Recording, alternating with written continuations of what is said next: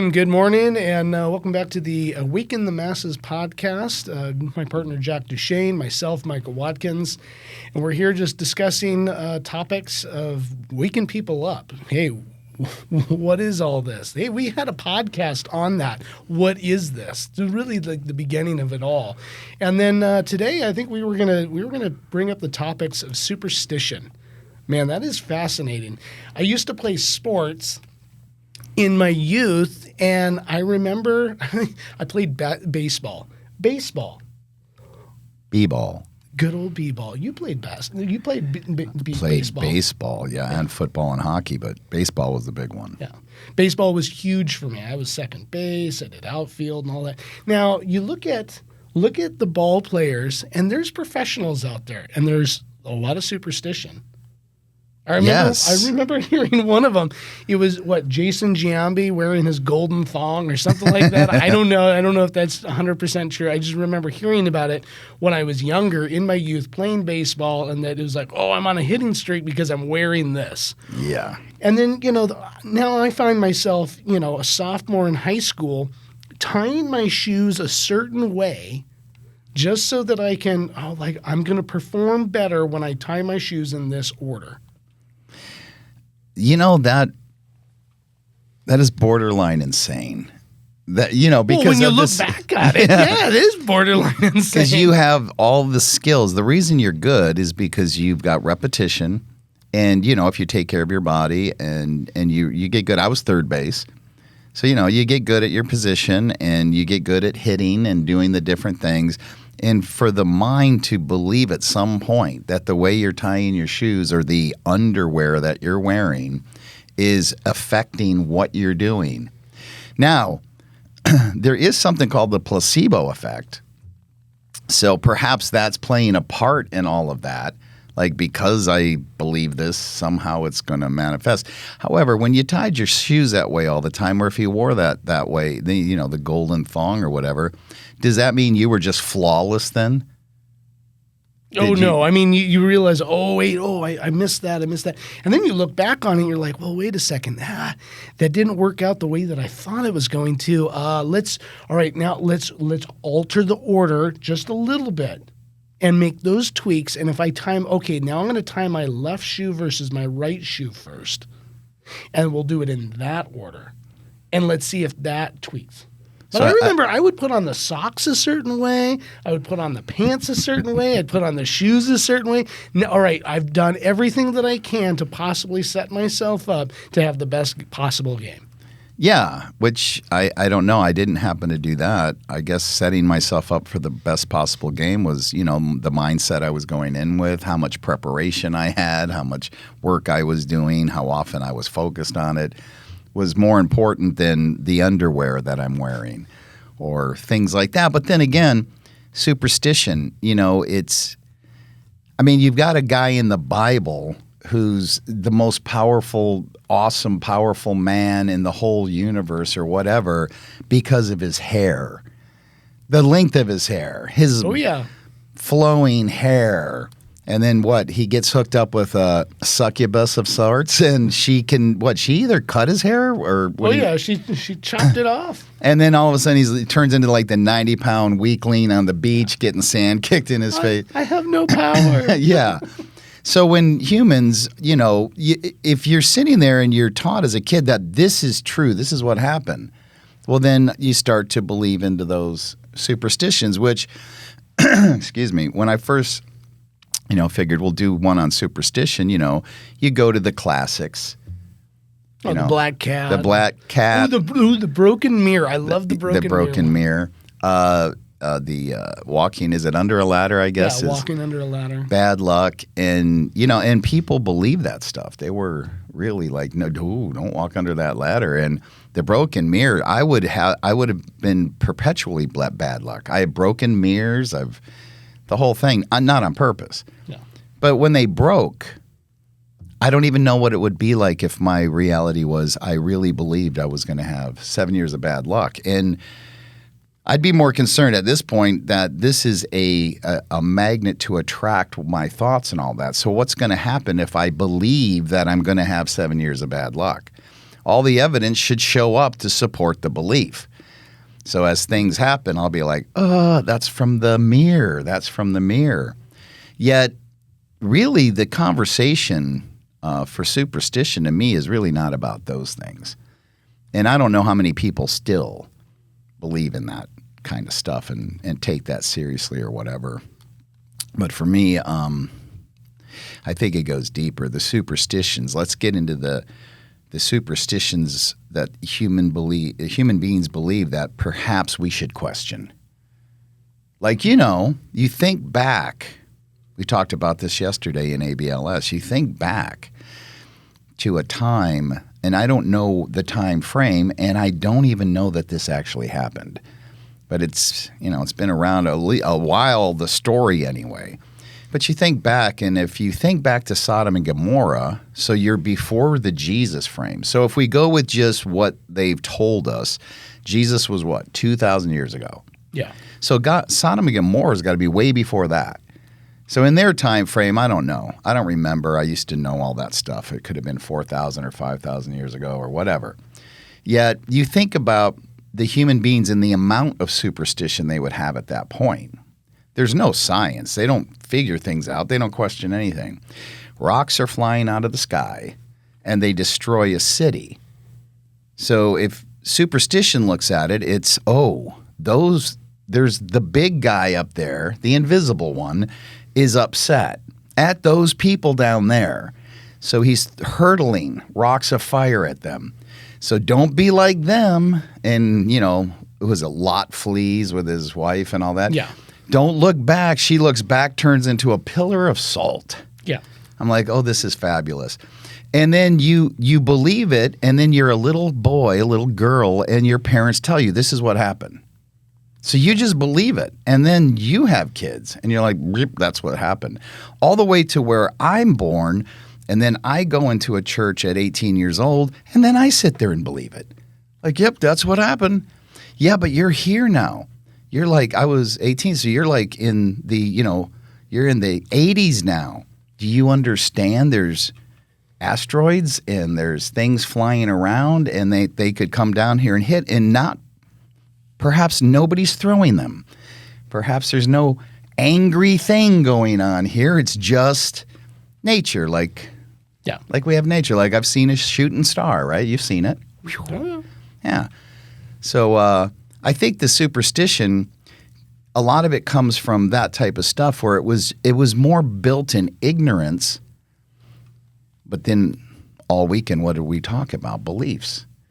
Yeah. Beliefs. And that the fact that we just pass them on to the next generation, but we don't pass them on like, hey, here's something that was told. You should question this. We pass it on like, no, that's the way no, that's it. Yeah.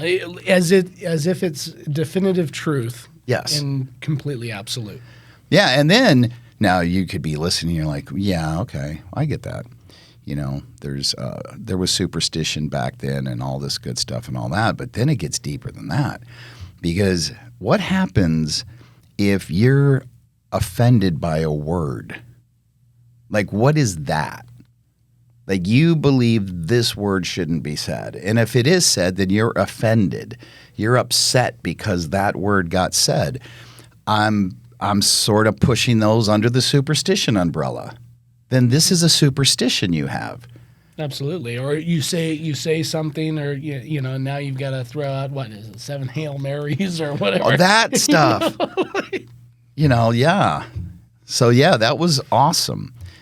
The whole system of that world is pretty superstitious. To go into a confession to confess your sins, which you don't even know. You don't even know what they are. They're telling you what they are.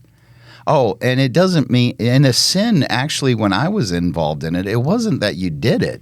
All you had to do was think about it. Oh yeah. Well, I don't even control the thinking. The thoughts just come in, right? Yet I'm sitting there and I'm like, okay, I thought about, whatever. This chick's hot or something. I had evil thought, whatever, because you've been convinced of that, superstition. And then that's what, yeah, all right, well, cool. do 10 Hail Marys and a couple rosary things and twirl around 4 times and you were all good. What a fucking puppet show. Oh, absolutely. Like, really? Amazing. And now you're thinking, yeah, but come on, man, we've evolved past all that. All right, here's how much new we have not. Somebody told me a month ago that they needed to get an annulment. Okay? Okay.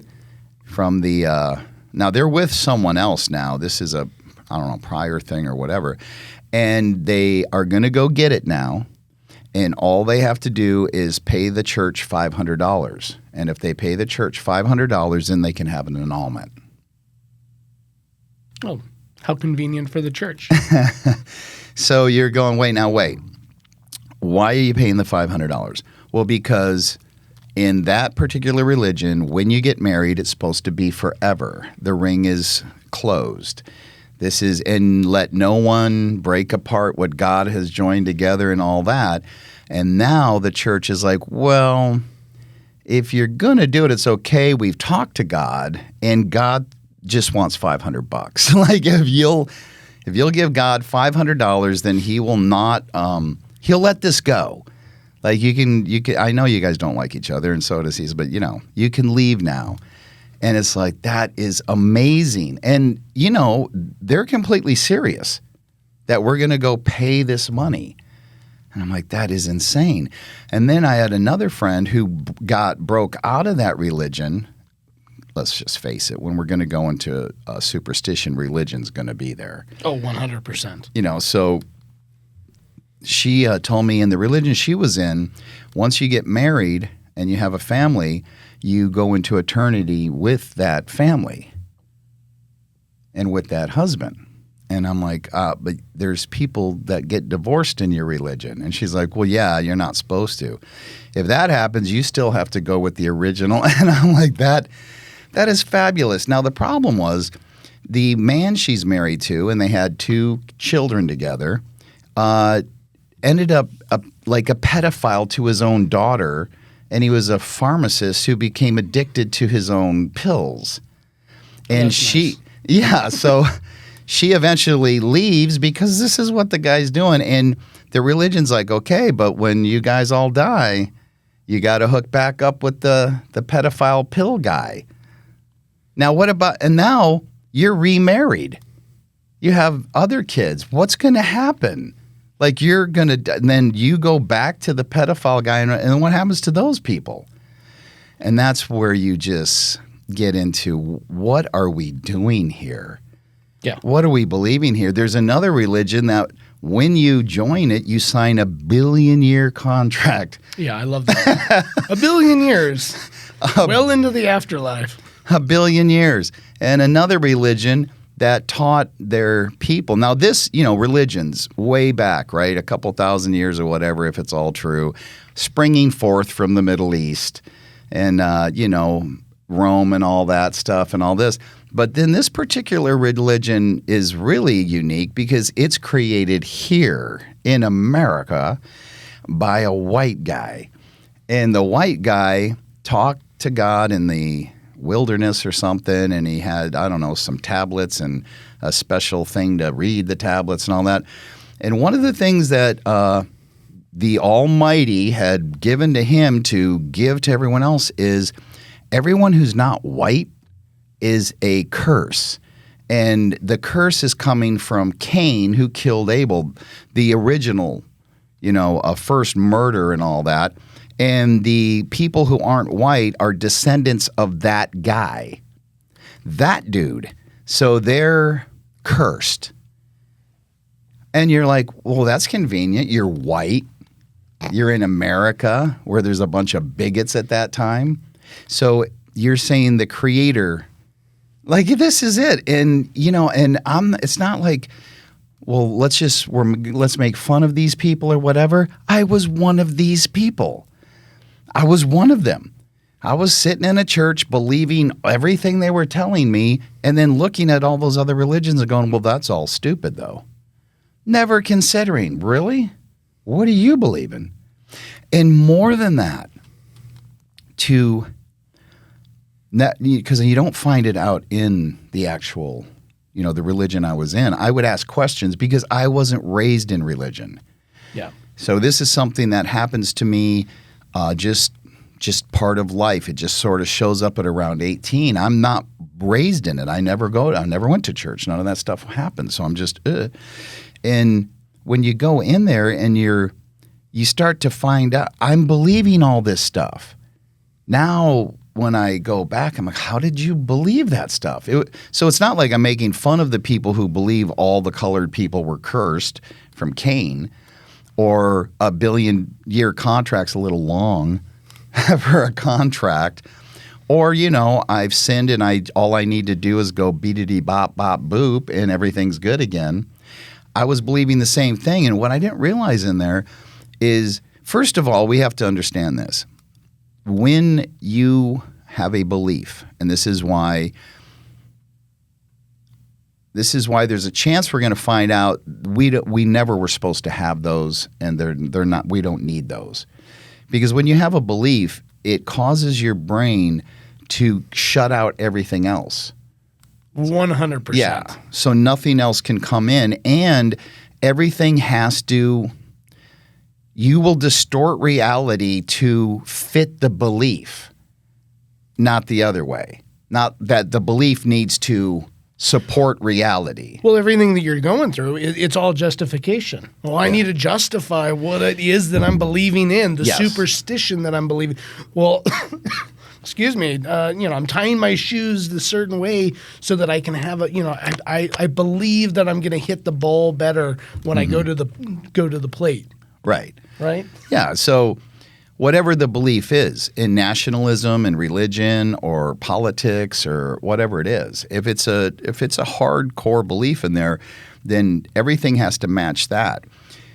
You would actually want that reversed. Like, does reality match what I'm believing? As opposed to, no, my belief is the truth and reality will morph to that, even if it's ridiculous.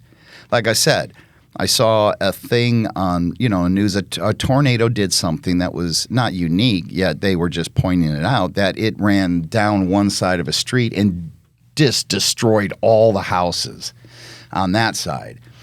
On the other side of the street, the houses were fine. So it missed them. Yet, so when they were interviewing people on both sides, well, on the side that the houses were there, they're like, oh, praise God, God saved our house. And you're like, well, what did God do to those houses? Like, what happened? And then on the other side, they can be praying to God, too, to save the house, but God didn't save the house. So what do they do with that? Do they just immediately go, okay, this is all bullshit? No, they don't, because they already have a belief. So they have to support the belief. So the belief was, well, this is what God's will is, and this is what God wanted. So God wanted you and your family out of here, but this family, he wanted them here. At some level, then this is, let the hatred start. But at some level, this is why humans are suffering so much. Yeah. In the same thing, if you got this guy has cancer and this guy has cancer, and people are praying for both people, but this guy goes into remission and lives. Well, let's praise God. God did that. But this guy suffered tremendously and died a miserable death. Well, what happened? He might not have been praying hard enough, or he didn't do this in his life, he didn't do that in his life, and that's why he suffered. And if I was watching this back when I was in the church, I'd be like, this guy's an ass. He doesn't understand. We don't understand God's will. We don't understand what God wants. What I understand now is, no, your beliefs have to be justified. So you have to make up whatever story to justify. When you really think about it, this is where the hate can come in. It is absolutely arrogant to believe that if there is a creator, just one creator sitting there with 8 billion people, that it is sitting there watching every single person and deciding, you know what? No, this kid here, I'm going to just let him get raped and murdered. That's what I'm going to do. No, and you don't understand my will, so shut up. It's almost the Job thing. Like, don't you question me. Well, I'm questioning you. Because, see, people were superstitious back then. So they thought Job had everything he had because God loved him so much, and he loved God so much. But when this whole thing happened where Satan comes in and just manipulates God into letting him destroy this man, murder his family, cover him in boils, well, then all the people that were like, oh, Job's God's favorite, and they were starting to be like, oh, what did you do? There's something wrong with you. You're not letting us in on what happened here, but come on, man. God's cursing you. Well, God wasn't cursing him. God was lifting his hand to let Satan do these horrendous things to this guy. And then when Job finally went, what the fuck? What's going on here? God was like, don't you question me, and got mad at Job. Yeah. And I'm like, all right, listen. I used to teach Sunday school and Bible studies and all that stuff. And I believed it because this is where we got to wake up. I just believed what they believed. I just believed what they were telling me. So there was many times in the 12 years that I was in and out of church that the story of Job would be there, and it got twisted to fit our beliefs. Instead of us looking at it and dissecting it from a clear space to go, well, that doesn't make any sense. Yeah. So could somebody in this life, without any interference from anything else, lose their business and have their family killed somehow and, get ill? And it's like, yeah, it's happened. Time and time again. Yeah. There's been family. I know people that'll be like, that guy lost his wife and his daughter. Neil Peart from Rush lost his wife and his daughter in a very short time period and then lost his life. Got brain cancer. Look, we live in a realm, if anything, and we're not saying there's no creator or God. I don't know that. Yeah, have no knowing about any of that. Zero. Yet when I look at the world and I look at what's going on, I'm like, well, you guys keep talking about free will. Do you understand what free will is? Free will would be no interference. No interference. None. If you look around, you'll see that we're creators. We're creating our entire reality. You don't need you have free will. You don't need anyone interfering. If you see it that way and you back up, then it all starts to make sense. Oh, yeah, you're living in a world. Why are people dying from cancer? Because God wants them to die from cancer or wants to save them from cancer? Or are you eating fucking poison?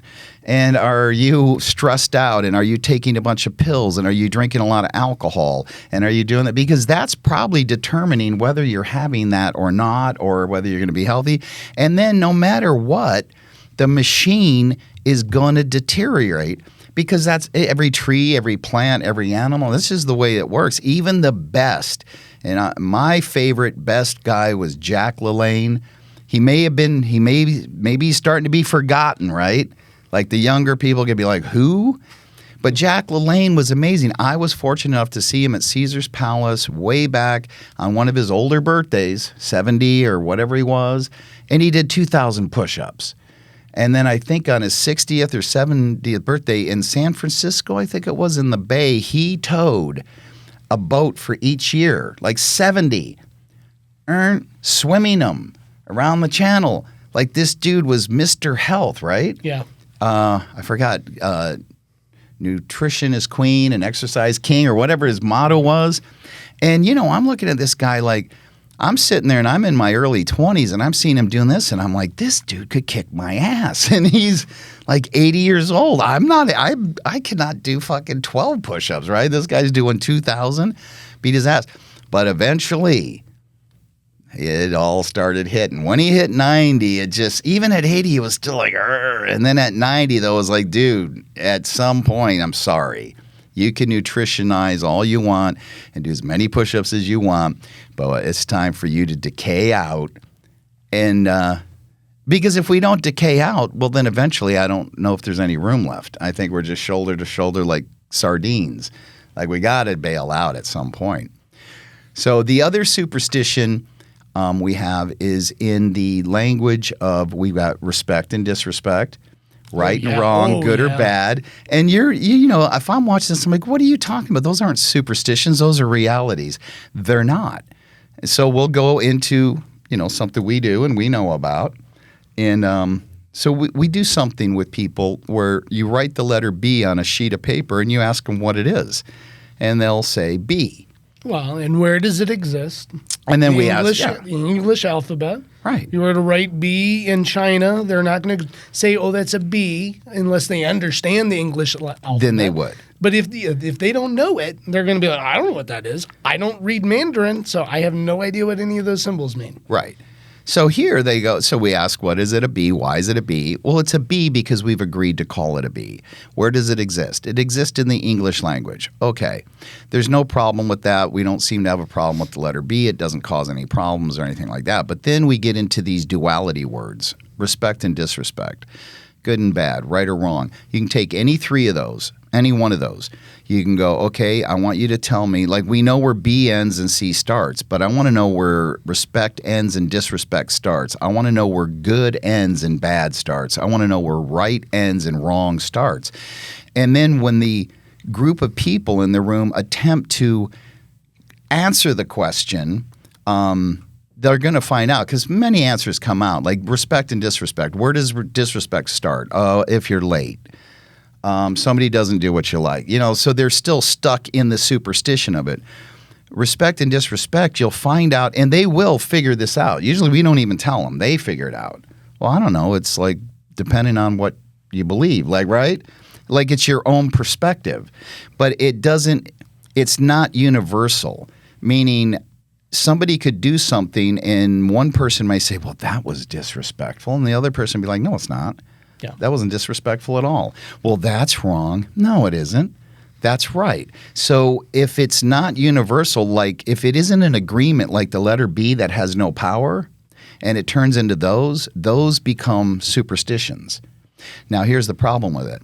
If I have the beliefs and I believe, no, that's bullshit. There is disrespect. And you think about it, but yet, can you go and find 1,000, 2,000, the whole world, 8 billion people to agree with you 100% on your disrespect model? The rules your brain is made up for disrespect. And the answer is no, you cannot. That means it is not a truth or a knowing. That means it's made up. And that means it doesn't actually exist. And that would create it being a superstition. Absolutely. And how many people are murdered, killed, Yes. broken up families over superstition? Exactly. How many All of it. wars are created in superstition? And look back to the history, our so-called history, Yeah. that we've been so-called told. How many other things happen in history, all based in superstition? Yeah. So if you look at religion, I'm not bashing religion. I would look at religion and go, the base foundation core of religion, most of them, forgiveness, treat each other well, feed the poor. If you have stuff, give to other people, love each other, treat people how you want to be treated. Like the foundation of most of them, not all of them, but most of them, I would say vibrate high. Like work. That would work for the humans. That would work for the creators on the planet. It is the superstitious dogma Yes. that ends up screwing everything up. That's what causes them to do genocide. That's what causes them to manipulate people. That's what causes them to do horrible, horrific things to people. That's what causes them to molest little boys. That's what causes them to think it's okay for their leader to sit on a $14 million throne made of gold in a building on top of all the most gold in the world, all this wealth, and completely ignore the starving people around them and the sex-trafficked children. And they have enough to stop all that, but they're not doing any of that because they're stuck in the dogma, in the superstition of the whole thing, instead of staying on the principle that they're trying to tell everyone else to live. Like you should be forgiving to these people and you should give part of your stuff to people and you should be helping the poor and you should be doing this, but they're not doing it. And that's why I said, man, if Jesus came back, I would question. if he would be that impressed with all of your massive churches and how you got cafes in them now and Wi-Fi and internet and massive screens and all of that stuff, and you're all sitting in there like you're God's favorite and all these things, and right down the street people are starving, and right down the street there's horrific things going on, and people are dying from drug addiction, and children are being molested, and they're being sex trafficked, and there you sit in there, and the church you're in is worth $10 million, and every month and every week tons of money's funneled into there. And that doesn't mean that some churches don't have little outreach programs here and there. Mm-hmm. But if you look at them and you go through it, you'll find out, and this is the part that is mind-blowing, most of the churches that do most of the stuff to help the outside world around them are usually small and poorer. Yep. Like, that's it. They're usually the ones that are doing most of that. Doing more with less. So this isn't like, bash religion and all that. This is wake up. This is really question what they're telling you to believe. Because if you believe in superstition, what did Stevie Wonder say? You will suffer. If you believe in superstition, you will suffer. We use it also another way in like the belief of Santa Claus. If you believe in Santa Claus, do you suffer? Well, on the surface, you would say no. It's an innocent little story. We tell the kids it's fun. But what about the part where he's watching me? What about the part where he's judging me? Yeah. What about the part where he's keeping tabs on me and he may punish me? Or he may. So in that aspect, I am suffering in a fear of a superstition. It's not real, yet I'm scared I'm not going to get the bike. I'm scared I'm not going to get the toy. I'm scared Santa's watching me. Yeah. So when that happens, that means I have given part of my creator awesome power over to a lie. And that's why in religion, you would be better off to just think about it and realize this. No matter what you believe, let's be honest. Nobody has popped out of anywhere, out of thin air, and given you the truth.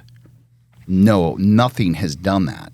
What has happened is somebody has been convinced of something like a Santa Claus. So if I'm 7 and I believe in Santa Claus and the whole story, and now my little brother 4 is just getting to the place where I'm going to convince him of the same thing. So now my little 4-year-old is just believing what I believe.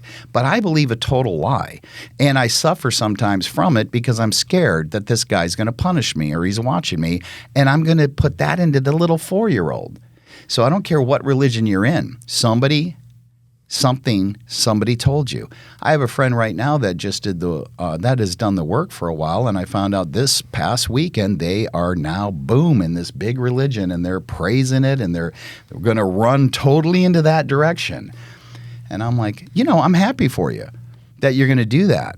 Yet if you would step back, you would find out you don't need to join anybody. You don't need any of their dogma and their stuff, because if religion worked the way it's built now, well, then the world would be working. It's been around long enough. It doesn't work. It divides, it separates, it tells you what the Creator wants from you. And the best that I saw, and I don't know because I wasn't there, but Jesus seemed to warn you about those people. People that were telling you they had God in their hip pocket and they knew what God wanted and they know what God wants you to do. Absolutely. Yeah. Liars, snakes, and deceivers. Yeah. And that's what he said. Now you think about it and it's like, well, does that mean like the church she went to this weekend, which looked like a big one and they had a big tub to baptize in and all that good stuff, does that mean the people in that church are religious elite deceivers? No. That just means that they have been convinced, but this is the problem with it. If it isn't the truth and they believe in it, then it takes their power away. And they're going to live in an illusion that's not real, like a little child living in the Santa Claus illusion. It's not real, and it takes part of their power away. Now, if you look at all the religions in the world, and there's 300 of them, no way are they all right. And if you want superstition at a high level, we talked about this as well in there. I'm going to check this out because I don't remember. how did they convince the kamikazes to fly into a ship? What was the end game? Because I know there was something. Do you remember? I don't remember exactly. It was something like, hey, on the other side, you're going to be rewarded with X, Y, and Z. And I'd have to look it up. I do not remember. Yeah. They would be rewarded with not the 72 virgins, but something else, Yeah. And we question the 72 virgins. Why would we want that? We have to teach them. Yeah, I don't We want 72 virgins. I would like more of 72, women that know what they're doing, have some experience. Absolutely. It'd be a lot more fun. Well, just like a woman. Like, I mean, if you die and you get 72 studs or something, do you want them to be virgins that don't know what they're doing? Or do you want some experienced things going on here? But then people believe all that. And it's just, to bring it to the level that you'll murder yourself. I imagine the people with the bomb strapped to them, the Muslim, there's... hey, I'm going to get 72 virgins on the other side. Woohoo. So I'm going to blow myself up and all these people. This is why it's like, wake up. We need to leave the world of belief. Belief is almost superstition. We need to go to the knowing. You don't need anybody to tell you. You're a creator here. All you need to do is pay attention. You are in a realm that provides everything you need with nobody telling you what anybody wants. If we go into religion, then we go way back. And in the very beginning, you have a creator that needs sacrifice to the point of human sacrifice. The story of Jesus is a human sacrifice. Yeah. So why would there be a creator that needs animal sacrifices, fruit and vegetable sacrifices? Ultimately, his best plan is to sacrifice himself. Yeah. So you have human sacrifice as part of it. No wonder they threw people in volcanoes. Yeah. No wonder they were sacrificing people. If you think the creator of all things murders people, demands sacrifice, tells people, it's in the book, hey, I want you to bring the army into this place and smite all the men, and then grab the women and children for yourselves and take them over here. If you believe that that is the creator of all things, well, then you're going to mimic the creator. Instead, you back up and say, wait a minute. I'm in this realm, and so is all the other creators, and we're in these human bodies, and we have these identities, and we create everything around here. Well, this is beautiful. Now, I guess we'll go into chaos if we don't have some guideline of some commandments or something. You don't need them. You're in a realm of cause and effect. It's cause and effect. You have the teacher, the greatest teacher in the universe. Pain, pleasure. Pain, pleasure. Cause, effect. Pain, pleasure. If you'll just get all the beliefs out, it is so simple. If I do this, this happens. Yep. If I do that, that happens. If I do that, it hurts. If I do that, it feels good.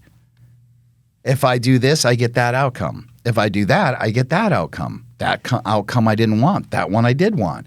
And then you're a creator. You just build off it. You just keep growing and you just keep expanding on that. Now you don't even need anything else. Well, absolutely. And then you look at that, and you can get away from right and wrong, good and bad, and you can go to a place of what works and what doesn't work. That is your power. That's the other third. Yeah, the third one. Boil it down to what works and doesn't work. Right and wrong. Now, if I'm watching this from my belief system, especially when I was in the church, I'm like, that is just bullshit. These guys need to be taken off the air. God is going to smite these two. Because strike me down. Right and wrong, are they crazy? It's wrong to do, it's wrong to murder a child. It's wrong to do this. It's wrong to do that. Well, just stop for a second. You'll find out if you just look back that pretty much anything that they're saying is wrong at some point was okay. They sacrificed children. They murdered. They raped. They did all the things in time periods where it was, oh, okay. Okay. So we use the example, which I think is great, is, you've got, right now you could go see the Detroit Lions play football. So you would go into a stadium and the Lions would march onto the field and then another team and they would battle and the people would cheer and they'd go home and talk about it and they, boo, cheer and eat some hot dogs and all that. Here's why right and wrong doesn't actually exist. And that's right. That's fine. Everybody's okay with that. Now, maybe somebody's going to break a leg. Maybe someone's going to get a couple concussions in this game, a broken arm or something. Hey, man, hasn't it happened to where someone's been paralyzed? Oh, yeah. I think it was a Detroit Lion guy. Yeah. Like, that was it. Broke his neck, doesn't walk any longer.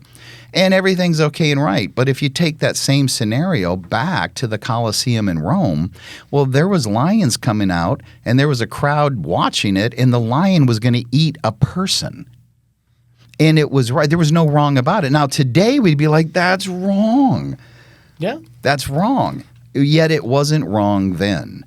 And if you look out at the animal kingdom, everything we consider evil, they're doing it on a daily basis. They just don't play the game of right and wrong, good or bad. They live in that cause and effect. They live in that reality. But they do all of it. I mean, I looked it up to find out. I was like, yeah, but do they rape? And then I looked up, there's 5 different species that do what we call rape. Yep. Meaning they're not mating that way. They do all of it. They cannibalize, they eat their own babies, they do all kinds of things that we would be like, that's horrific. Like if I came into your house and I'm like, all right, I'm here. Hey, you got a choice. You either get out of here or I'm going to fight you to the death, and then I'm taking your wife and your kid. And then when I do that, I'm killing your kid because it's not my kid. We'd be like, that's a sociopath. That's a psychopath. This person needs to be locked up. Lions do it all the time.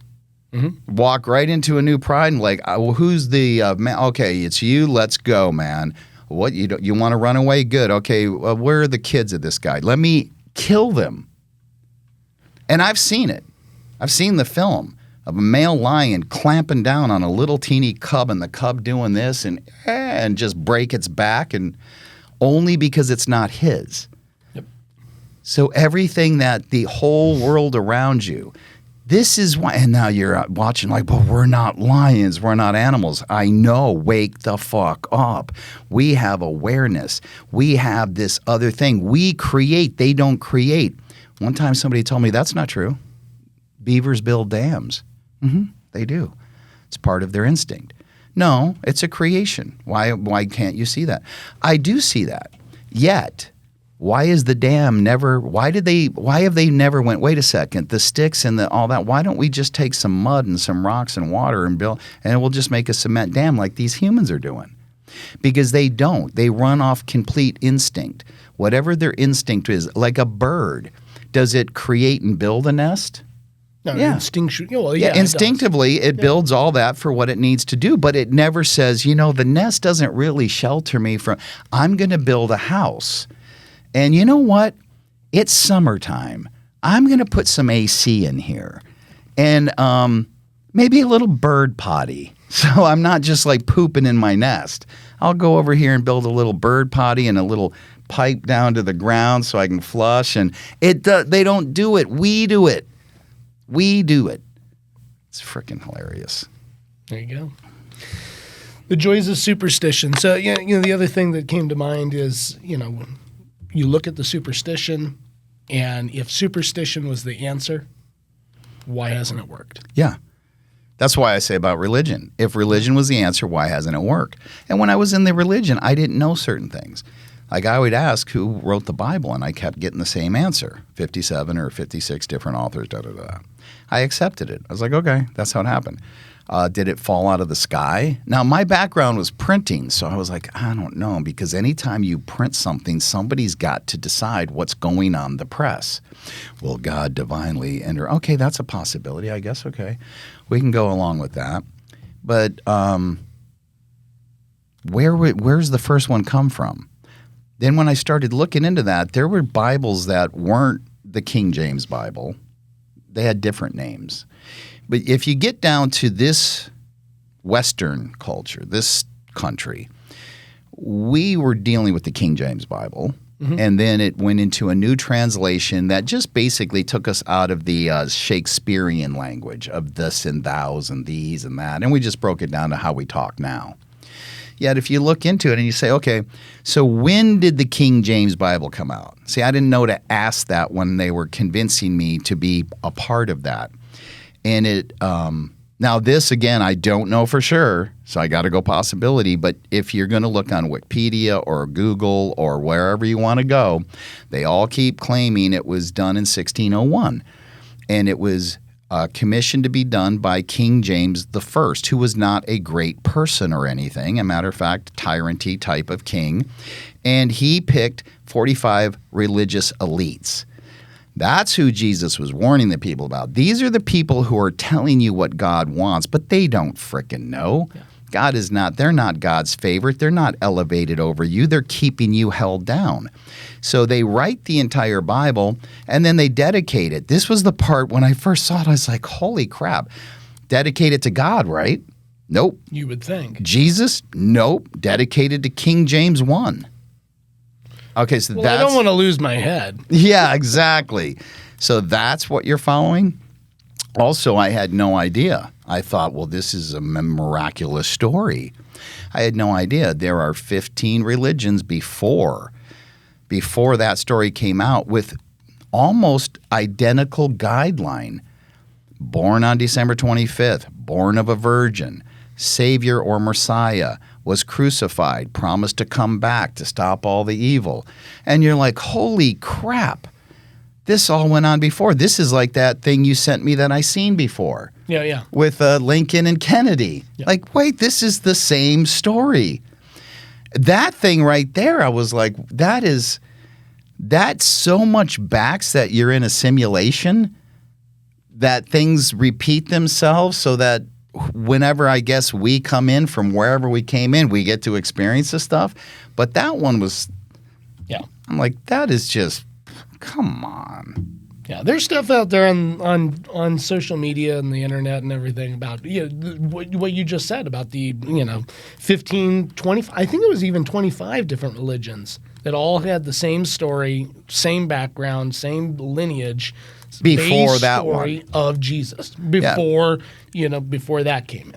Yeah. So I didn't see when I went into church. I did what most people do. I just blindly believed what they were telling me. Mm-hmm. I didn't read. Once I got away from that and I started to research things and look at them, I also found out that there's a religion still today on the planet that claims it's been waiting 35 years for its person to come back to stop all the evil and to take care of the evil so we'd be living in paradise. That's 3,500 years. The Jesus one's only 2,000. There are 14 other ones in between those two that are all waiting for a different person with the same story. Yeah. A Messiah that's coming back to stop all the evil. Yet nobody's coming back. Have you noticed? And if Jesus was ever going to come back, I'm thinking Holocaust is a good time. Yeah, why not then? You're a Jew. These are your chosen people, and you're letting them be slaughtered. For what? And actually, if you go back to the story of Moses, if that was true, so you're telling me that Moses and all the Jewish people wandered around in the desert for 40 fucking years. How do you possibly wander? I mean, unless if you're walking a circle, how does you not hit something? Yeah. Dude, 40 years, that means you started and this kid was 1. Mm-hmm. You're sitting, now this kid's 39. Nobody's going, really? We cannot find our way out of this? Like somebody get a compass, somebody do something. What the? All of it. You didn't have the landscape memorized by then? Yeah, like, that's what I mean. You would stumble I think how many times could you walk if it was around even? How many times could you walk? You could walk all the way to China, back over here to Europe, down all the way to the bottom of Africa, back up again. What are you looking for? What is missing here? And then all of this ends up being some little teeny plot of land, little thing, Israel, way over here, little teeny thing. Like, wake up. It is amazing. Well, hold on. Let's completely just spend the rest of our lives battling over this one tiny little plot of yes. And God's chosen people again. And I had a conversation with an attorney. This is an intelligent person. And basically said, well, we got to side with Israel. And I'm going, I'm not saying not to side with Israel. I'm not at the moment I'm talking to this person, I'd have to get more information. But I don't believe in blindly siding with anybody. Like, well, let me get all the facts. And I'm like, why do we automatically decide? She's like, well, those are God's chosen people. And I said, so chosen, like, well, then what are we? And she looked right at me. Is like, well, we're like a stepchild. Really? That's nice. That's beautiful. Like, who the fuck convinced you of that? So we are stepchildren? God's, like, when it all, like, so, I mean, you can love a stepchild. oh, absolutely. But what are you doing? Like, what? God created everything. Well, how does he do that? I'm going to create my children, but I'm going to create stepchildren. Now, in our world, how do you get a stepchild? You marry into somebody that already has a child. Right. So you're adopting someone else's creation? Mm-hmm. Sounds like superstition. And is there one God? I don't know. In the Bible, it's funny. Let's create them in our image. Let's create them in our image. Who knows? But language, we use it in a superstitious way, although it is our tool to create. Yep. And if we understood that, so because we don't, we live in a perpetual place of hell and heaven and everything in between that we create because we allow language to control us. We don't understand. We become superstitious about language. So if somebody says a word, you get angry, you get upset. That's why I was really impressed, and it was powerful to hear from that kid in there this weekend who has come through a few times, and he came massively powerful. He came in at 13 and now he's 15, and we asked him the question, you know, what I asked him directly, hey, what where have you utilized this information in your life, and where is it better? What is it created for you? How is it bettered you? Yeah. And all that stuff. And he, the first thing he said was respect and disrespect. That thing where it doesn't actually exist. Well, and then he said, see, in school, in high school where he's at, there's a lot of kids fly off the handle. Mm-hmm. They get upset. You know, this guy said this about you. And then there's going to be a fight. There's a lot of fights that go on over this respect and disrespect. And then I'm in here and I find out, well, that's not real. So how it helped him was, you know, somebody can tell him, hey, Mike over there said that you're, you know, a pussy or this or that, or, you know, attack your image. Yeah, your image and all that stuff. And he just understood now. He was like, there's no, you know, he's disrespecting you. And he's like, there is no disrespect.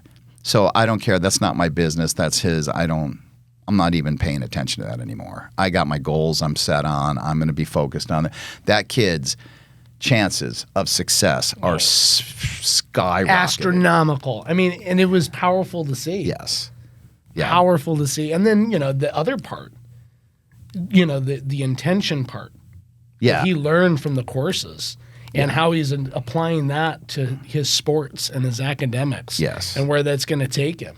So what you're really seeing is a 13-year-old who's now 15, who's come through maybe 5 times in that time period, who has the emotional intelligence of somebody way older, surrounded by a bunch of immature people mimicking their parents and becoming offended.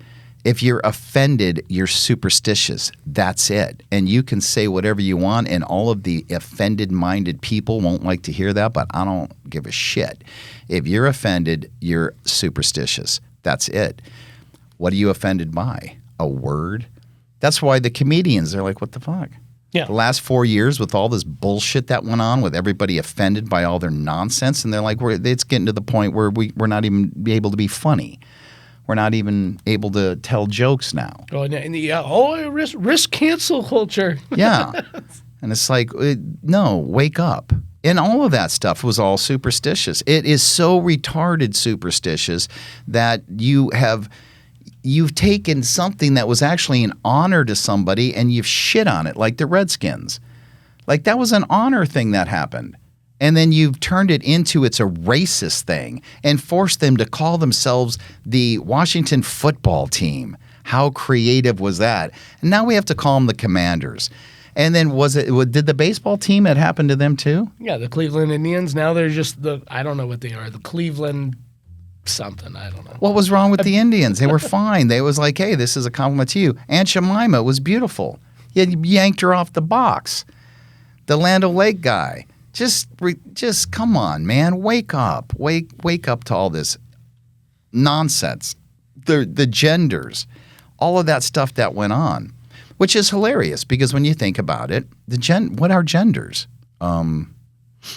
Those are parts of reality that we've used words to describe. Yeah. That's it. Like, if you're born with that part, then we'll call you a male. And if you're born with that part and can have babies, we'll call you a female. And that was as simple as it is. To turn it into a total clown show of all this other stuff. Off what? The confusion of what? That I might be male and I might be attracted to a male.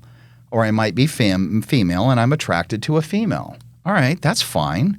What's the problem? Mm-hmm. Other than religion, what is the problem?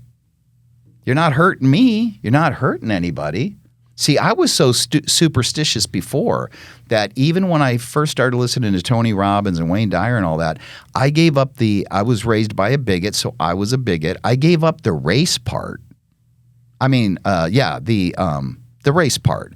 I got rid of it. I was like, okay, I'm not doing that anymore. Everybody's fine. Black, Mexican, Chinese, white. It's just humans doing the best they can. And we should be looking at people based on their character and what they do, not on their skin color, but not gay people. I was still against gay people. And I was dating this girl, and she's like, well, I don't understand. Like, you were a bigot before, and you gave up all this hatred for all these other races. What are you holding on to that one for? And I was like, this is where the religion program was still in there. I was like, they're an abomination to God. That's what I said. And then I went, she was like, oh, that's really? And I'm like, well, it says it in the Bible. They're an abomination to God. And I was like, and I don't want what about if one of them tries to turn my son Braun gay? That's what I said. Now Braun was 6. And I'm like, I don't want somebody, trying to influence him and turn him gay. Like you convince him to be gay. So this was my ignorance. That's why I'm not like sitting here like, oh, I'm on a high horse and you guys are down here. I've been down there. I've been down below there, right? And then I kept doing the work to figure it out. No, this bullshit about God and all this crap is nonsense and superstition. And nobody's turning anyone gay. Like, that's not happening. You do you. If that's what you're attracted to, great, awesome. Go live your life. Go live your life. You're the creator, right? Yeah. It's like, oh, no, nobody's turning anyone gay. You don't need to worry about your little 6-year-old. Oh, somebody's going to be like, you should like men. And no, it was nothing like that. It was like, hey, I get it. I dealt with this gay guy doing some one-on-one stuff with him or whatever to help him out. He has some stuff going on. And part of it was that his parents didn't really accept it. They had a problem with that going on. And I said, well, when did you first notice and all that? Because they told him it's a phase, this, then. He's like, I don't know, probably like around 11 or 12. I just noticed, I was attracted to other boys, not girls.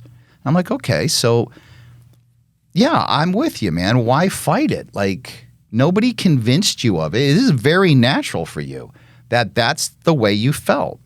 So why should the only people that would be shitting on you are religious people who believe in right and wrong and God and that God hates gays or like the guy on Las Vegas or Fremont Street one day. I was on Fremont Street. This dude had a sign and it was like, I'm not kidding you, it had to be 8 feet high. 8 to 10 feet high. And at the very top it said, God hates. And there was a massive list. First one on there was homosexuals. And then just all kinds of stuff after that. That's why there's a problem. And that's why they have to feel bad. And that's why maybe his parents were having a trouble. Because they had that image or that belief or that superstition in their mind. But when I got done talking to him, this is a fabulous human being. He's a fabulous person. What's he supposed to do with the fact that he's 11 and he's attracted to other boys, right? Go with it. This is it. You're here. You're a creator. If that is somehow in there and that's what you're feeling, well, then there you go. Now there could be an argument about, yeah, but what about a pedophile then? Well, that's a completely different conversation. Yeah. And that's a monster. Yeah, and that's the problem with that is simple. Then it becomes a predator.